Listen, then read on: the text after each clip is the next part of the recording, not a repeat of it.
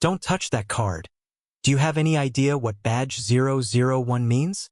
The words cracked across the glass lobby as Marcus Ellison stood in his blue janitor's uniform, one arm held by a security guard, the other hand still extended with the lost keycard. Behind him, 9-year-old Maya hugged her backpack like a shield. So Evelyn Brooks stared at the white plastic badge between them, her face losing color. CTO Adrian Cole stepped in smoothly and said, "Secure him," Maya whispered. Daddy was only giving it back. 3 hours earlier, the lobby of Helix Core smelled like floor polish, hot circuits, and burnt coffee. Marcus pushed his mop bucket along the marble edge where executives' shoes had tracked in rainwater from the revolving doors. His gloves were damp. His shoulders ached. But his eyes kept moving, not because he was looking for trouble, but because a man raising a child alone learned to notice what others stepped over. At the waiting benches near the west security gate, Maya sat with her knees together, reading a library book with a cracked spine. Her small backpack rested in her lap. Inside it was her favorite thing, the old employee badge her father never talked about much, the one with the faded number 001. She carried it the way some children carried a lucky stone. Marcus glanced at the clock above reception. If he finished the lobby strip before the shift supervisor came through, he could still get Maya home before her math worksheet and half a grilled cheese went cold. Then the first alarm screamed. Red lights slid across the glass walls. Phones buzzed. Turnstiles froze with sharp metallic clicks. A woman in a gray suit dropped her coffee. Somewhere beyond the elevators, someone shouted that the network was under attack. Marcus stopped the mop before it hit the wall. The sound that caught him was smaller than the siren, a thin plastic scrape beneath the bench. He looked down. A keycard lay half-hidden under the metal leg, bright against the wet floor, its edge smeared with dirt from somebody's shoe. Marcus bent slowly, picked it up with 2 fingers, and wiped it clean with the corner of his uniform towel. The letters appeared under the lobby lights. Badge 001. He did not stare at it long. It was not his. That was enough. "Maya, stay where I can see you," he said. She nodded, but her eyes followed the card. Marcus walked to the security desk and placed it flat on the counter, not in his pocket, not hidden in his palm. "Someone dropped this by the benches," he said. The young guard reached for it, then froze when the elevator doors opened. Evelyn Brooks came out fast, surrounded by staff, her tablet pressed to her chest. Her heels struck the marble once, twice, then stopped when she saw the card. She took it from the counter. The red alarm washed across her face. For 1 second, she was not a CEO managing a breach. She was a woman looking at something impossible. Then Adrian Cole arrived beside her. Calm suit, calm voice, calm smile. Too calm for the sirens. His eyes touched the card and narrowed only a fraction. "That badge shouldn't exist," he said. Marcus lifted both hands slightly. "Ma'am, I only found it on the floor." Adrian turned before Evelyn answered. "Lock the lobby. Hold him here until we know what he accessed." The security guard's hand closed around Marcus's arm. Across the room, Maya stood up with her backpack clutched to her chest. And on the ceiling above them, the black dome camera blinked once, quietly recording the moment a good deed became an accusation. The black dome camera blinked above the lobby, and Marcus felt the guard's fingers tighten around his sleeve. "Sir, step away from the desk." "I already did. Hands where we can see them." The words were polite enough to sound clean, but every person nearby understood what they meant. Marcus was no longer the man who had returned a lost keycard. He was the janitor who must have taken it. Victor Hale, the head of security, crossed the marble floor with a tablet tucked under one arm and a company badge shining against his navy blazer. He did not raise his voice. He did not need to. "Mr. Ellison, this is standard breach protocol," he said, like he was apologizing to the air instead of the man in front of him. "We need to search your belongings and confirm how you came into possession of restricted property." Maya stepped closer. "He found it." Victor glanced down at her, then past her, as if children were background noise in emergencies. Someone moved the child to the seating area. Marcus turned his head slowly. "She stays where I can see her." The lobby became quiet in pieces. First, the receptionist stopped typing. Then 2 engineers near the coffee spill stopped whispering. Then the young guard looked at Marcus's mop bucket as though it had become evidence. Evelyn still held badge 001 between her fingers, but Adrian leaned toward her, lowering his voice just enough to look careful. Evelyn, we can't afford sentiment right now. If that badge is active, this man could be connected to the intrusion. Marcus looked at the card, then at Adrian. He said nothing. Victor nodded to the guard. The search began on the polished floor under red emergency lights. A pair of rubber gloves came out of Marcus's back pocket. A folded towel. A small screwdriver used for tightening loose mop handles. A diner receipt with 2 grilled cheese sandwiches and 1 milk circled in blue ink. Then the guard pulled out Maya's little carton of milk, still cold enough to sweat in his palm. It slipped, hit the floor, and rolled until it touched the toe of Evelyn's heel. Maya bent down fast to pick it up, but Marcus spoke before she could move too far. "Baby, stay back." The words were soft. They made the humiliation worse. Someone behind the turnstiles murmured, "They always say they just found it." Another voice answered, "How does a janitor even get near executive credentials?" Marcus heard both. His face did not change. He reached slowly for the milk carton only after the guard stepped aside, wiped the wet corner with his sleeve, and handed it back to Maya. "Put it in the side pocket," he said. "It won't leak there." Evelyn watched that small movement. Not the towel. Not the screwdriver. The way Marcus protected the child from the mess instead of defending himself from the accusation. Something did not fit. Victor tapped his tablet. No current employee record for badge 001. No active clearance. No visitor authorization tied to Mr. Marcus Ellison.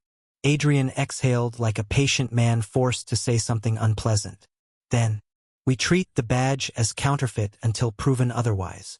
Counterfeit, Marcus repeated.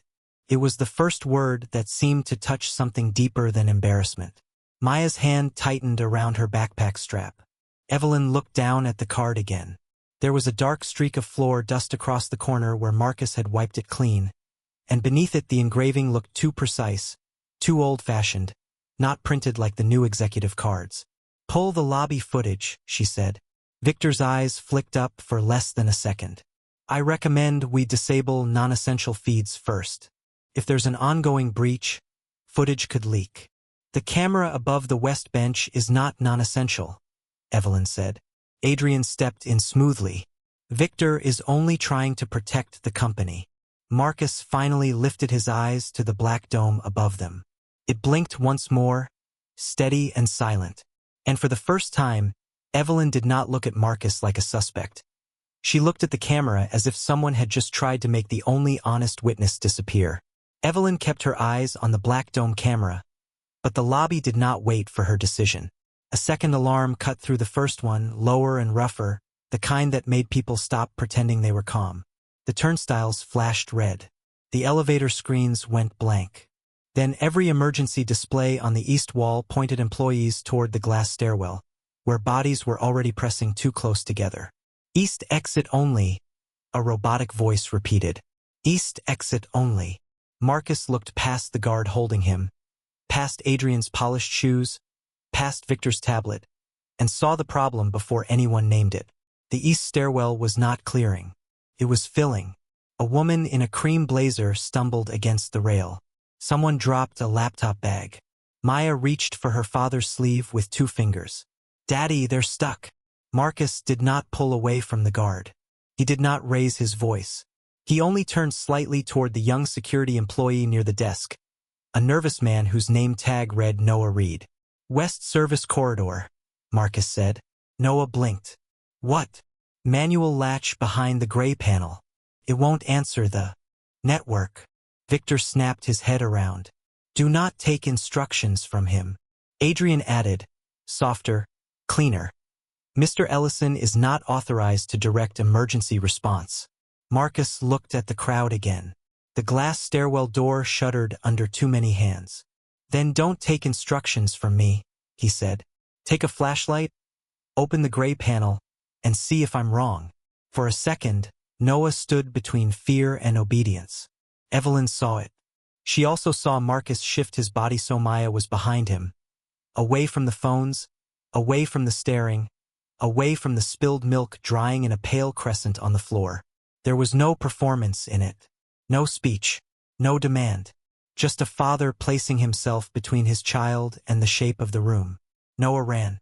His shoes squeaked across the marble. Victor cursed under his breath and followed with 2 guards, while Adrian's expression remained almost kind, as if he pitied people too emotional to understand procedure. "This is how breaches spread," Adrian said. "Unverified voices creating panic." Marcus lowered his hands. "Panic is sending scared people into a locked stairwell." No one answered. The only sound was the alarm, the hiss of the disabled elevators, and Maya's small breathing behind him. Marcus bent carefully, picked up the milk carton from where Maya had tucked it into the side pocket of her bag, and checked the crease where it had hit the floor. It was leaking again, a tiny white line running down the cardboard. He folded a napkin around it from the security desk without asking for anything else.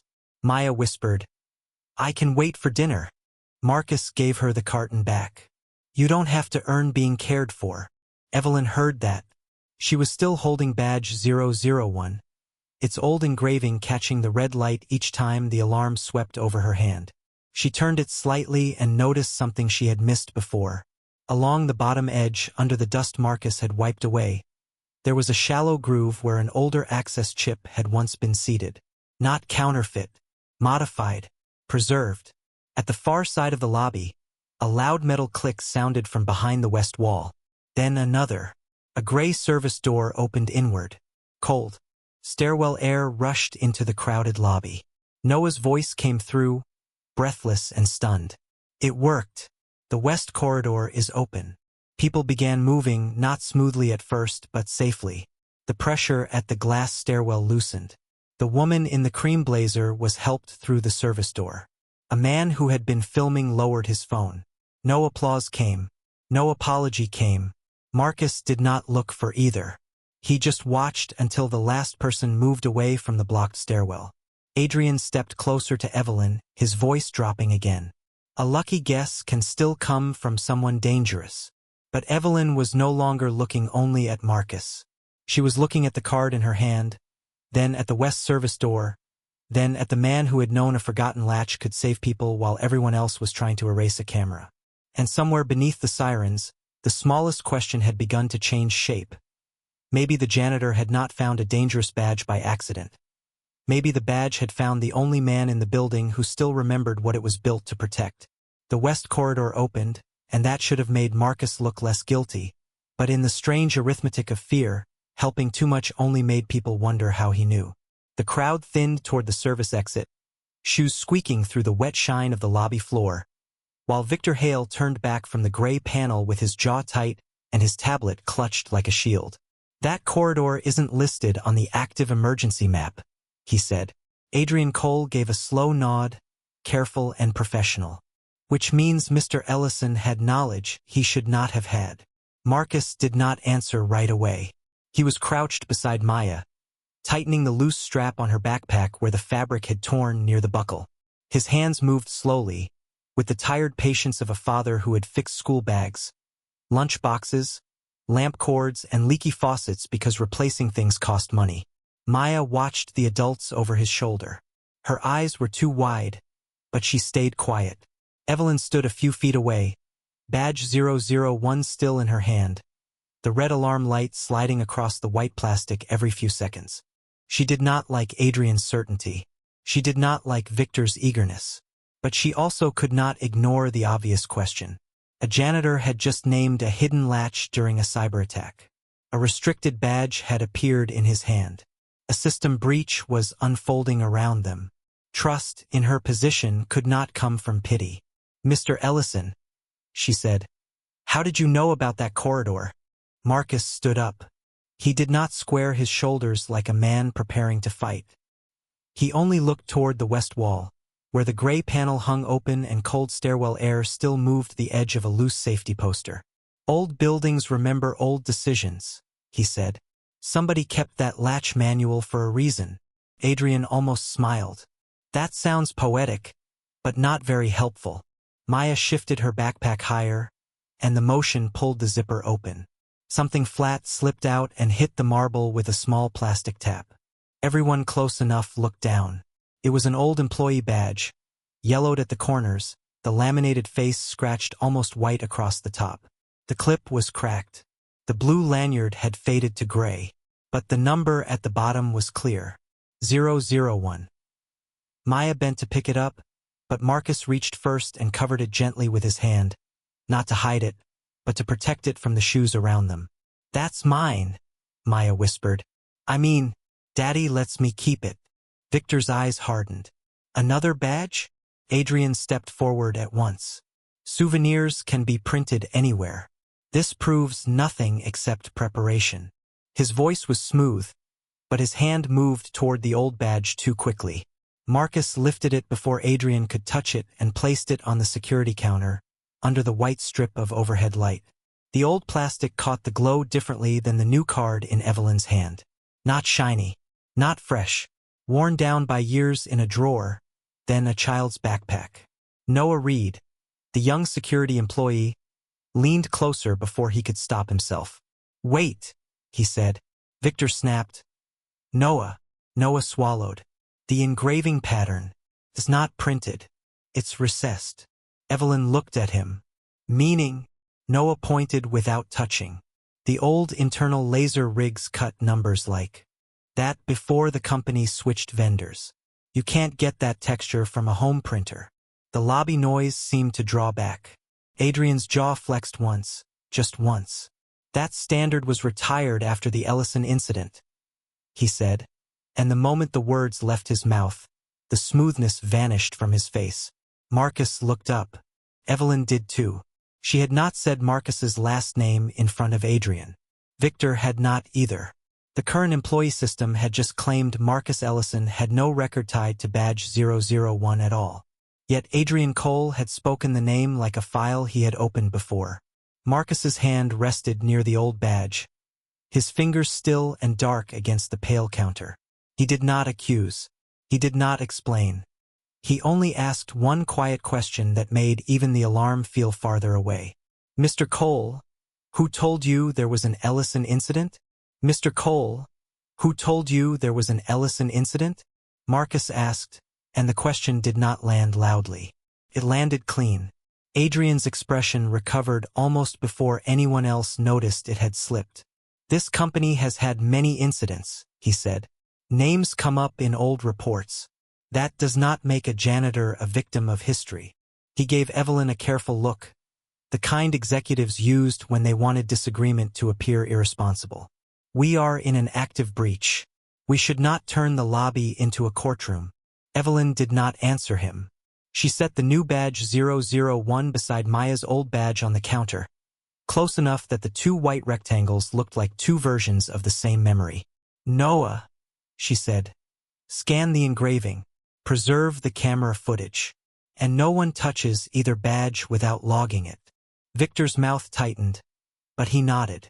The lobby had shifted into a different kind of silence now. Not belief, not yet, just hesitation. The kind that came when a story people had accepted too quickly began to lean the wrong way.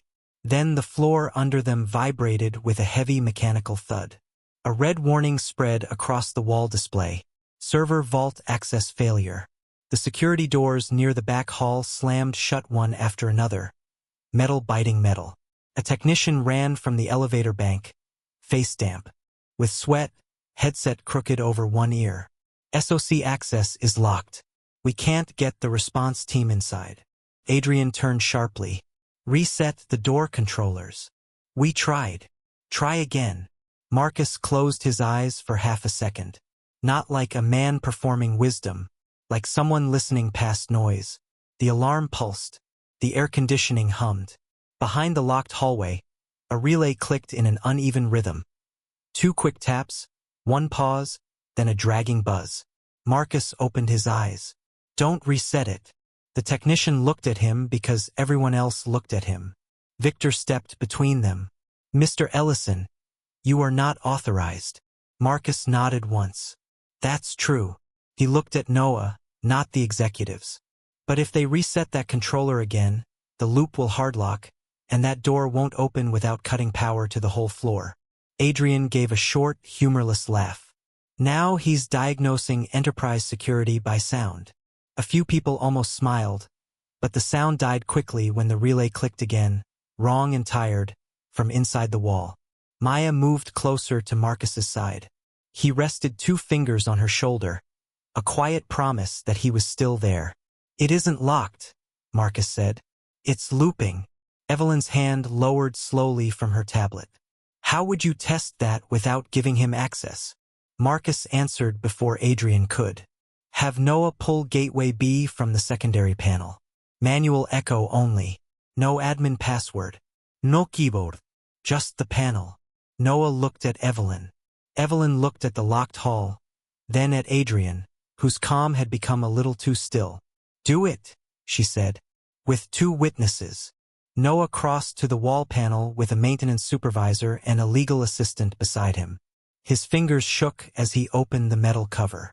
Dust lined the inside edge, untouched for years. "Gateway B," he said under his breath, reading the faded label. "I didn't know we still had this." "Switch it down," Marcus said. "Wait for the second click. Not the first." Noah swallowed and pulled the switch. 1 click. The lobby held its breath. 2 clicks.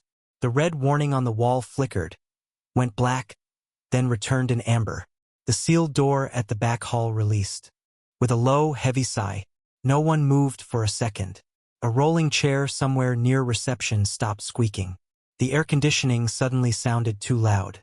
The technician stared through the open hall as the response team rushed inside. Evelyn turned to Noah. "What did the log capture?" Noah read from the panel screen, his voice thinner now. "Manual echo recovery through Gateway B. Protocol author field is hidden, but the structure matches a legacy service path." Adrian stepped in quickly. "Legacy systems are full of junk code. I can handle this privately with Noah."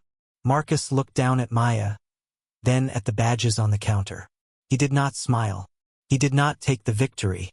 He only said, "If it opened the door, it left a trail." Evelyn heard the weight in that sentence. She picked up her phone and sent 1 message with her thumb. "Freeze the Gateway B service log," she ordered. "Original copy only." Noah's screen refreshed. A file path appeared beneath the amber warning, buried under an old maintenance label no modern executive would ever open by choice. Janitorial maintenance backup. Adrian's face did not change, but his hand closed around his tablet hard enough for his knuckles to pale. And Marcus, still standing in a janitor's uniform beside his frightened daughter, looked at that strange file name as if someone had hidden a body inside a broom closet. The words janitorial maintenance backup sat on Noah's screen like a bad joke nobody wanted to laugh at. In a building full of glass walls, executive dashboards, and biometric locks, the oldest path into the company's security history had been buried under the name of the people everyone ignored. Noah hesitated before opening it. Evelyn's voice stayed low. "Original copy only. Screen record the access." Adrian stepped closer. "That file path could be contaminated. We should isolate it off-floor." Marcus looked at the amber warning, then at Maya's tired face. Her eyelids were heavy, but her fingers still held the strap of her backpack, guarding the old badge inside like it was something alive. "Don't move it," Marcus said quietly. Adrian turned. "Excuse me?" Marcus did not look at him. "If you move the file, before you mirror it, you give whoever renamed it a chance to say the chain broke." The legal assistant beside Noah stopped typing. A small, uncomfortable pause spread through the lobby. Evelyn heard the sentence not as a plea, but as discipline. Not revenge. Not panic. Discipline. "Mirror first," she ordered. "Then open." Noah copied the file to a sealed evidence drive. The progress bar crawled across the screen 1 blue inch at a time. The lobby lights flickered as the cyber attack pressed against the building again, and for a few seconds the glass wall reflected everyone's face over the stalled progress bar. Adrian's polished stillness, Victor's tight mouth, Evelyn's narrowed eyes, Marcus's quiet exhaustion, Maya leaning against her father's side because she was trying not to fall asleep standing up. When the archive opened, the first folder was not janitorial at all. It was labeled Foundation Access Map. Beneath it were diagrams of the original security spine of Helix Core, clean lines, old naming conventions, and service routes that matched the West Corridor Marcus had named from memory. Noah opened the metadata panel. The room seemed to shrink around the letters. Created by Marcus Ellison. Original badge 001. Created 11 years earlier. Modified by A. Cole. Modified after bereavement leave entry. For the first time, Evelyn's hand left her tablet and rested flat on the counter. Not dramatically, just enough to keep herself still. Bereavement leave? She asked. Noah swallowed. There's a linked HR note. Restricted. Partial text says spouse deceased. Dependent child. Extended absence. Maya looked up at her father. She did not understand every word, but she understood the shape of grief when adults tried to spell it quietly. Marcus reached down and smoothed one loose braid near her temple. It's all right, he told her. Grown-up papers don't get to decide what your mama meant. Adrian's face tightened, then softened again into concern. Evelyn, this is exactly why we should handle it privately. Old grief, old files, old code. Dragging Mr. Ellison through it in public would be unkind. It was a beautiful sentence, almost merciful, but his thumb moved across his phone screen as he said it, fast and hidden close to his jacket. Evelyn saw the movement in the reflection of the glass security panel. So did Marcus. He did not accuse him. He only shifted Maya a little farther behind him and asked Noah, "Did the archive log just receive a remote access request?" Noah's eyes dropped to the console. The printer behind the security desk stopped mid-page, leaving a half-printed incident report hanging from its mouth. "Yes," Noah said. "From an executive admin token." Adrian gave a small laugh. "Half the building routes through executive tokens during a breach." "Whose token?" Evelyn asked. Noah clicked once. The answer appeared. Cole.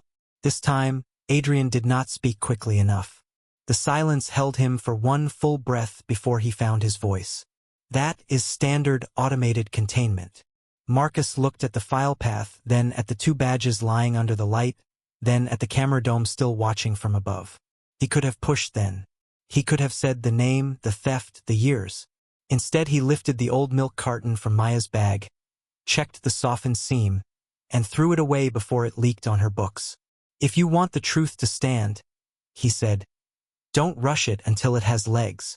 Evelyn looked from Marcus to Adrian, and the breach was no longer just in the servers.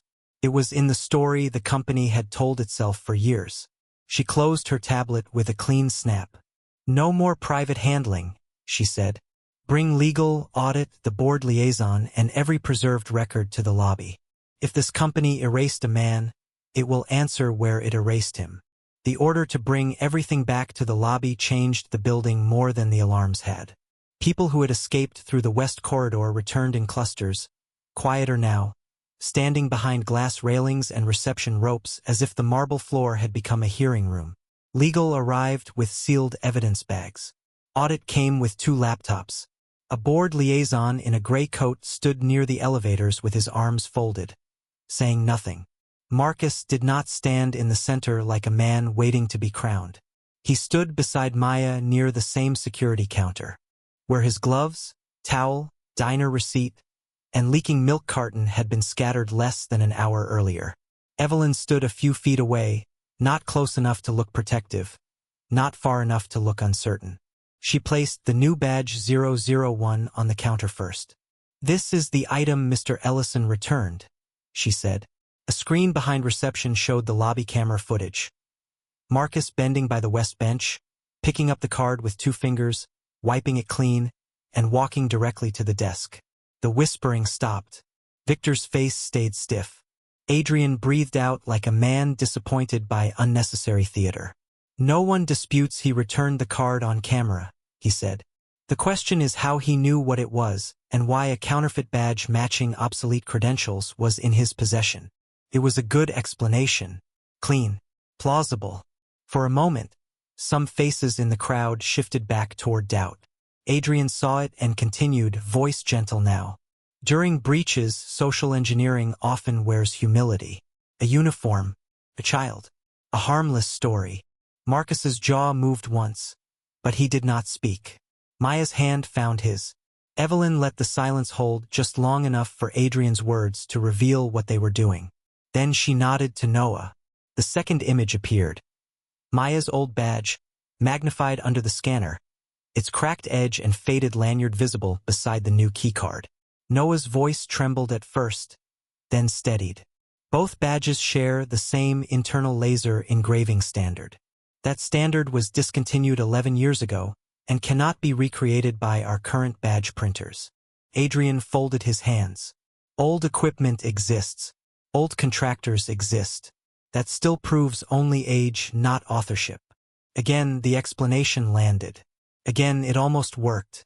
Victor added, and Mr. Ellison has not explained why a child carried that second badge into a secure workplace. Maya stepped half behind her father, cheeks tight with shame. Marcus looked at Victor, then at the crowd. She carried it because she thought her father used to matter somewhere. No one moved. The line was not loud enough to embarrass anyone, which made it harder to escape. Evelyn looked down at the counter before. She looked up again. Continue. Noah opened the Gateway B service log.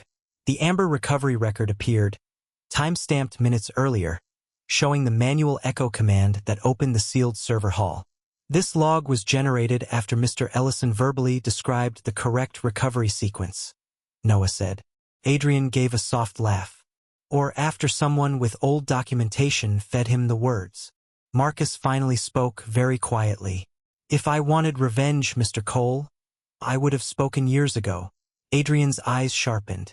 Revenge for what, exactly? Evelyn's hand paused above her tablet. The question had come too fast. Too hungry.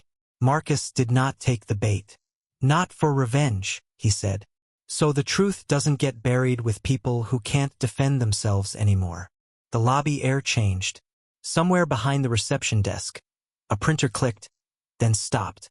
Evelyn motioned to the legal assistant. The archive metadata appeared next. Created by Marcus Ellison.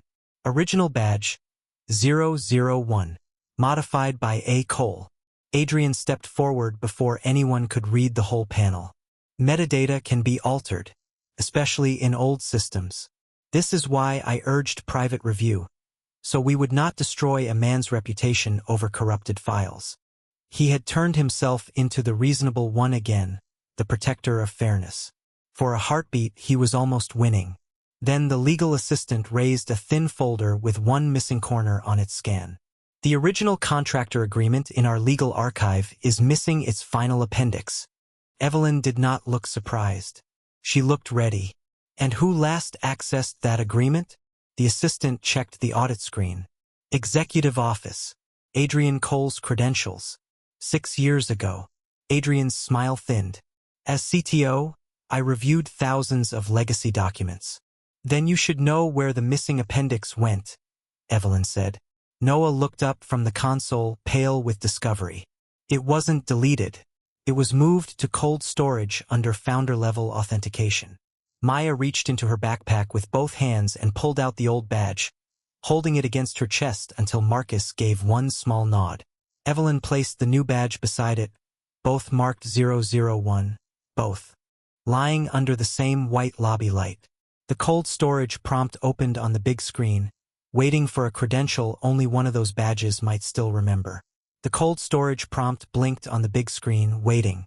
Evelyn tried the new badge 001 first. The reader flashed red. Access denied. A small sound passed through the lobby. Not quite a whisper. Not quite relief. Adrian's shoulders loosened by 1 careful inch. Then Maya stepped closer, still behind her father, and held out the old badge with both hands. Daddy said this one was real, she whispered. Marcus looked down at her, then at Evelyn. He did not reach for the badge. He only nodded once. Evelyn placed the cracked, faded card against the reader. For one breath, nothing happened. Then the screen turned blue. Access granted. The lobby went so still the hum of the lights became loud. Noah opened the file. A contract appendix appeared first, scanned in clean black ink, with a signature at the bottom, Marcus Ellison, founding security architect. Beside it was the original cryptographic key registration, tied to badge 001. Beneath that, a recording file waited in the folder like something buried with care. Evelyn clicked play. An older man's voice filled the lobby through the speakers, rough with age and office static. For the record, HelixScore's first security spine was designed by Marcus Ellison.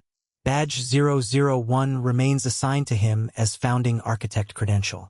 If future leadership reviews this file, protect the author as fiercely as you protect the system. The recording ended with a tiny click. No one breathed loudly after it. The projector fan whirred. A phone vibrated somewhere and was silenced without being answered. Victor Hale stared at the floor, his badge hanging crooked against his blazer. Adrian's hand opened and closed around empty air, as if the right explanation might appear between his fingers. That recording could be contextual, he said, but his voice had dried out. Legacy titles were informal. Founder language was often exaggerated.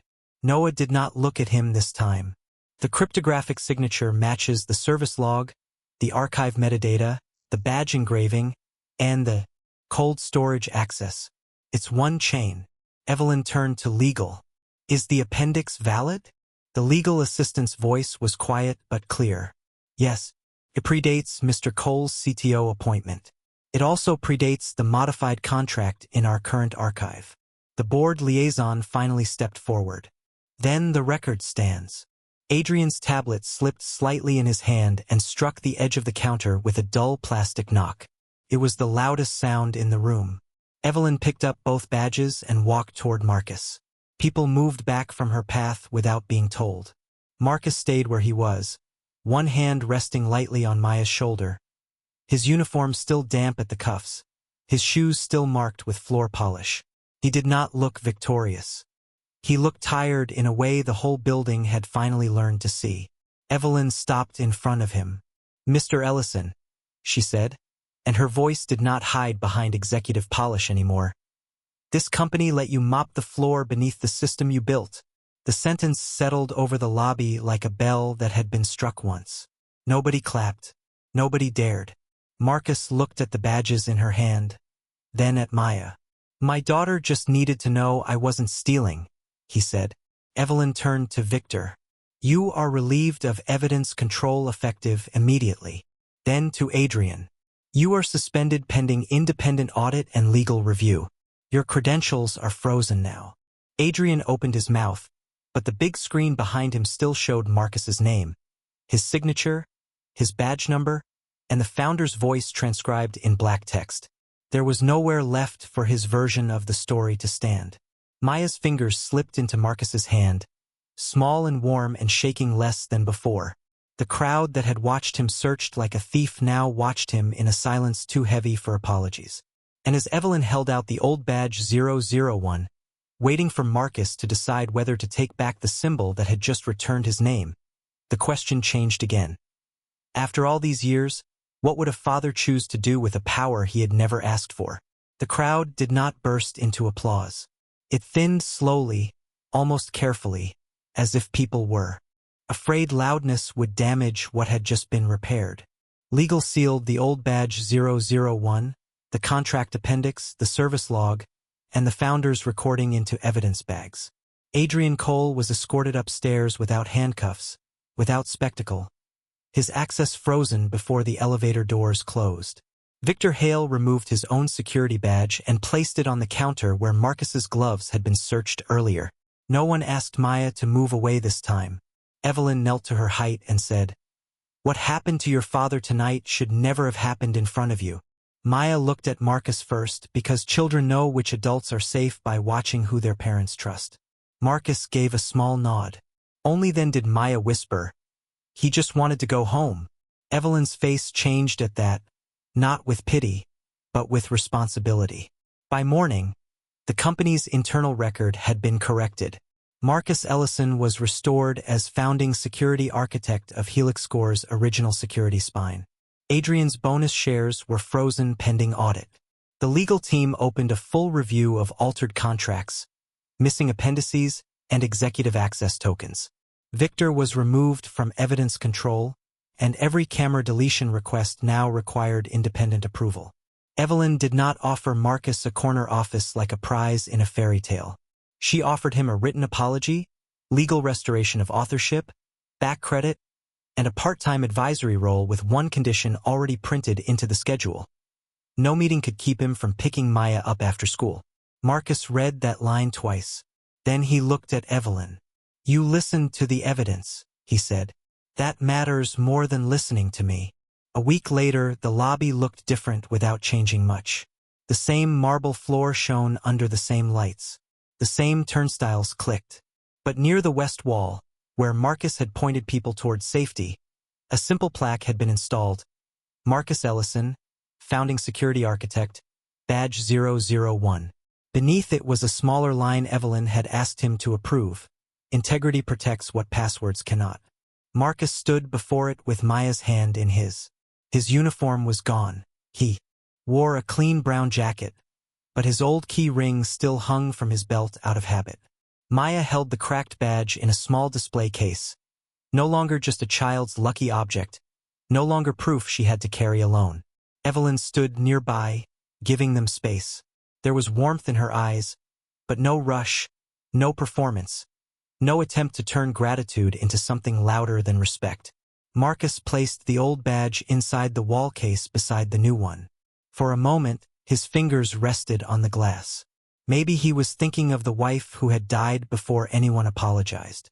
Maybe he was thinking of the years he had cleaned floors beneath his own erased work.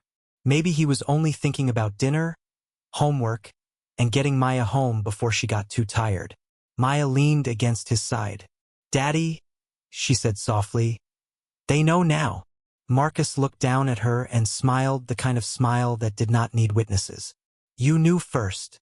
The lobby went quiet again, but this time the silence did not come from shame or fear. It came from understanding. Marcus took Maya's hand, walked past the plaque, past the camera dome, past the counter where he had once been searched, and stepped out into the evening carrying no trophy except the one thing the company had never been able to steal: the quiet dignity of a father who did right when no one was ready to call it justice.